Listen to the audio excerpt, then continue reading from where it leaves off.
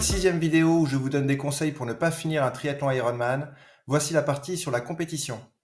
Conseil numéro 101, la veille de votre triathlon Ironman, participez à un match de basket ou un match de foot, ça vous évitera de trop penser à votre Ironman du lendemain. Conseil numéro 102, la veille de votre triathlon Ironman, achetez-vous une nouvelle paire de running sur les stands du village départ et utilisez-les dès le marathon du lendemain. Vous verrez, vous vous sentirez très bien. Conseil numéro 103, ne préparez pas vos affaires pour le triathlon Ironman, faites-le le matin même de la course. Comme ça vous évite de stresser la veille. Conseil numéro 104, la veille de votre triathlon Ironman, réalisez les parcours entièrement et à l'allure de votre course. Comme ça, le lendemain, lorsque vous ferez la compétition, vous saurez où se situent les difficultés de la course. Conseil numéro 105, le jour de l'épreuve, utilisez de nouvelles lunettes de natation pour le départ. Je vous conseille des lunettes suédoises qui sont très adaptées pour le triathlon. Conseil numéro 106, mettez votre réveil le matin de la course 30 minutes avant le départ. Le stress engendré par le retard dans le parc à vélo sera bénéfique pour votre objectif. Conseil numéro 107, dans votre matériel, n'emportez aucun outil pour réparer en cas de crevaison. Oui, une chambre à air ne ferait qu'alourdir votre vélo.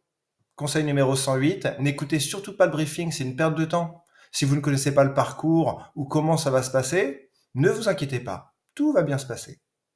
Conseil numéro 109, participez au triathlon Ironman avec le vélo de votre grand-mère ou un vieux VTT. Oui, les vélos de course, ça sert juste à impressionner dans le parc à vélo. Conseil numéro 110, préparez votre vélo en mettant votre braquet tout à droite. Comme ça, quand vous monterez dessus à la sortie du parc à vélo, vous pourrez envoyer des watts dès le début. Conseil numéro 111, 5 minutes avant le départ, mangez un paquet de bonbons en entier. Oui, un peu de plaisir n'a jamais tué personne.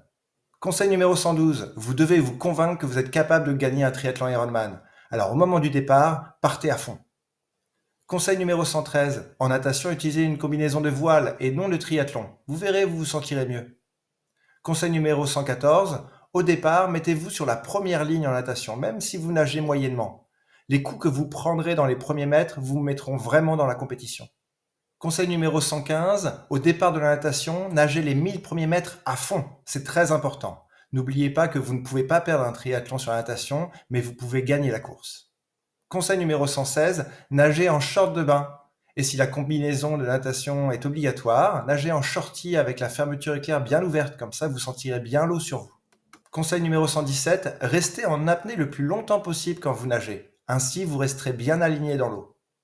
Conseil numéro 118, ne nagez jamais en crawl polo, ça ne sert à rien et ça va vous fatiguer. Conseil numéro 119, mettez à profit vos entraînements. Passez de la brasse au crawl, au dos au crawlé, puis au papillon. Conseil numéro 120, si vous levez la tête par erreur, ne vous dirigez pas vers les bouées. Au contraire, prenez une autre direction, comme ça vous ferez plus de distance. Conseil numéro 121, à la sortie de l'eau, courez le plus vite possible vers votre emplacement. Vous gagnerez ainsi de précieuses secondes. Conseil numéro 122, sur le vélo, utilisez un short de foot. Vous serez plus à l'aise qu'avec une trifonction ou avec un bas de cycliste. Conseil numéro 123, utilisez une tenue trop grande ou trop petite avec de larges coutures. Vous verrez, les frottements vous feront oublier vos douleurs musculaires. Conseil numéro 124, n'utilisez pas de lunettes sur le vélo, ainsi vous sentirez mieux d'où vient le vent. Conseil numéro 125, les 180 km de vélo doivent se faire au feeling. Donc n'utilisez aucun appareil électronique comme un compteur, un cardiofréquence-mètre. Utilisez seulement une règle, allez à fond.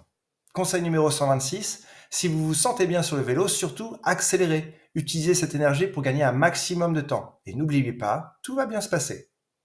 Conseil numéro 127, en vélo ou en course à pied, faites-vous plaisir, accélérez quand vous en avez envie. Fixez-vous par exemple un panneau, un arbre ou un concurrent pour faire des accélérations. Conseil numéro 128, prenez tout votre temps. Arrêtez-vous si vous en avez besoin, ne vous fatiguez surtout pas. Avec un petit peu de chance, vous serez hors délai, vous ne pourrez même pas terminer votre Ironman. Conseil numéro 129, ne gérez pas votre effort en fonction du marathon qui va suivre. Ce n'est qu'un détail. Conseil numéro 130, une des manières efficaces pour ne pas finir un Ironman est de se faire disqualifier. Alors je vous conseille de lancer des papiers lorsque vous voyez un arbitre se rapprocher de vous. Conseil numéro 131, sur beaucoup de courses, vous pouvez préparer vos propres ravitaillements. Donc je vous conseille d'emmener une boîte de cassoulet à récupérer à mi-course. Ainsi, vous verrez, ça coupera le sucré des barres que vous avez l'habitude de manger.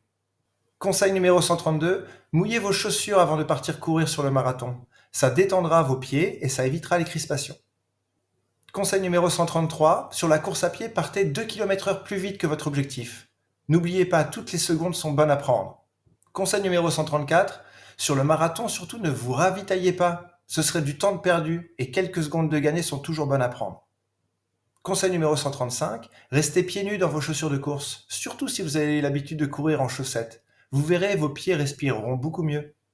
Conseil numéro 136, courez le marathon avec des pointes de crosse ou des pointes de piste, comme ça vous grifferez le sol et vous irez plus vite. Conseil numéro 137, tout simplement, s'il y a plusieurs tours, arrêtez-vous devant votre voiture et barrez-vous. Conseil numéro 138, sur le marathon, pour ne pas avoir à vous arrêter sur les ravitaillements, prenez un sac à dos avec 2 litres d'eau, de quoi manger, des affaires de rechange et une tente pour les plus lents. Conseil numéro 139, si vous ne vous sentez pas bien pendant la course, rappelez-vous que c'est dans votre tête. Et répétez-vous cette phrase jusqu'à évanouissement, la douleur n'est qu'une information. Conseil numéro 140, ne vous inquiétez pas, si vous ne terminez pas votre Ironman, vous pourrez toujours acheter le t-shirt finisher un peu plus tard auprès d'un autre concurrent par exemple, et vous pourrez ainsi pavaner le lendemain auprès de vos collègues. Dernier conseil, conseil numéro 140,6, si malgré tous ces conseils vous arrivez encore à terminer un triathlon Ironman, alors ça dépasse complètement mes compétences. Je vous donne un dernier conseil, arrêtez le triathlon, c'est vraiment pas un sport pour vous.